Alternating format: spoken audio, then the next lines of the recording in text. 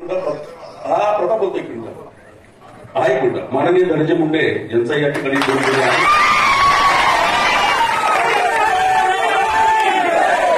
भाऊ बघता एकच मिनिट क्लिक करतो. पालकमंत्र्यांनी 15 दिवसामध्ये सीएम बरोबर बैठक आयोजित करू आणि त्या ठिकाणी तुमचं म्हणण्या काय काय त्याचा आपण विजय करू असं एक आश्वासन दिलेलं आहे. कलेक्टरच्या वतीनं इथं आरडीसी आलेला आहे स्थगित करण्यासाठी, तर मान्य केलेलं आहे. तर आपल्याला विनंती एक आपण 2 मिनिटं माहिती तुम्ही घेतोय. सावेसाहेब आणि विके साहेब दोघांनी या ठिकाणी निर्णय घेतलाय 15 दिवसात बैठक करू. नाही, 15 दिवसात वेळ निश्चित करायची. तर मी आपल्याला माईकवरती देतो, माईकवर घेतो. या 15 दिवसात बैठक करा. 1 मिनिट मी माईकवर येतो. हा भाऊ बोलू शकता. उपस्थित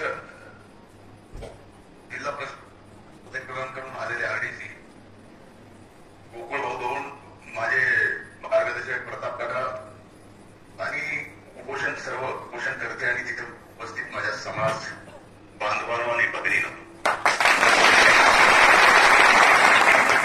खरं तर हे हैदराबादचं गॅजेट निघालं नसतं तर पाथर्डी नाही, बऱ्याच ठिकाणी आपण बऱ्याच राज्यात एसटी मध्ये याचे कळालं नसतं. आम्हाला अगोदरच माहित होतं की आपण एसटी मध्ये आहे, कारण तेलंगणाच्या बॉर्डरच्या नजीक परळी आहे. पण आम्ही सर्वांनी म्हणजे साहेब असल्यापासून माहिती, आदरणीय स्वर्गीय मुंडे साहेब असल्यापासून माहिती आहे. अनेक पाहुणे तिकडे असे आहेत की ते एसटी मध्ये आहेत आणि आपण इकडं विजयंती मध्ये आहेत. आता ही दुर्दैवाची गोष्ट आहे, पण आता गॅजेट निघाल्यामुळे चर्चा या ठिकाणी निघाली.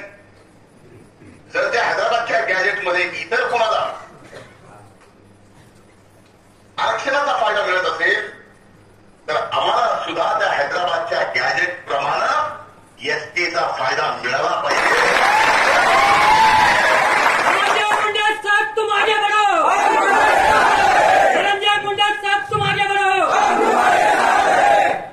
टाक्याला जाणं आणि भांड्याला बोलणं हा धंदा माझा नाही आहे. इतरांना जर त्या गॅजेटचा फायदा होत असेल, त्या गॅजेट मधल्या एका शब्दाचा फायदा आरक्षणासाठी होत असेल तर तो आम्हाला सुद्धा झाला पाहिजे. आपल्याला माहित होता यापूर्वीही अनेक सोयीकर या भागातल्या तेलंगणातल्या मुली इकडं लग्न होऊन आल्यात, आपल्या मुली तिकडं लग्न होऊन गेल्यात. पण असताना सुद्धा त्यावेळेस विषय यामुळे काढला नाही कारण आपण 2% परत चाललो होतो. पण आता तर 2% सुद्धा काढा म्हणून काही जण बोलायला लागलेत. जे बोलायला लागलेत ना 2% सुद्धा वाढणाऱ्यांचं काढा.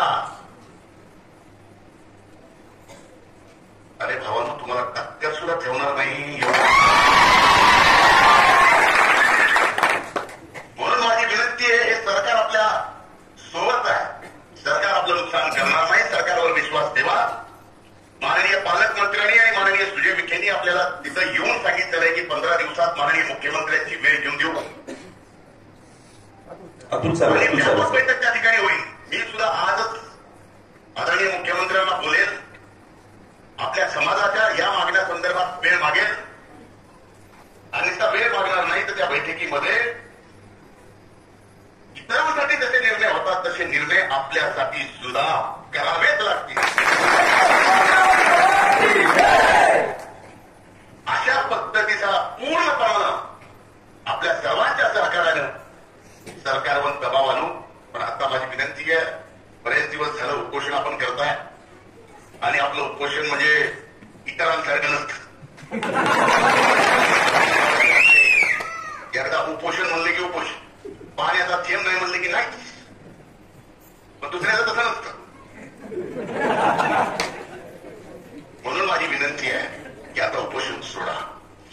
तुम्ही लढला, तो लढा आमच्यापर्यंत आणला. इथून पुढचा लढा हा आमचा आहे. प्रत्येकाचा आहे. म्हणून आज उपोषण सोडावं.